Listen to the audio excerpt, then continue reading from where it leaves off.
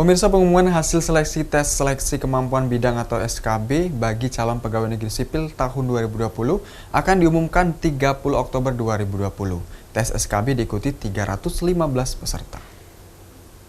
Tahun 2020, tes SKB sudah sampai pada tahap daftar ulang.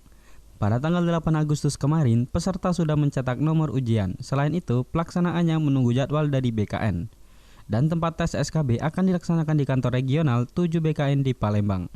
Untuk pesertanya sendiri, yang sudah daftar ulang sebanyak 315 dan formasi yang akan diambil sebanyak 177 orang peserta.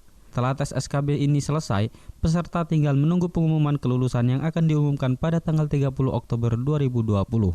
Kabid Pengadaan Pemberhentian dan Informasi BKPSDM Kota Lubuk Linggau, Denny Nofriansa menjelaskan tempat tes akan dilaksanakan di kantor regional 7 BKN Palembang. Tempat tes akan dilaksanakan di kantor regional 7 BKN di Palembang. Rajab, Selampari TV melaporkan.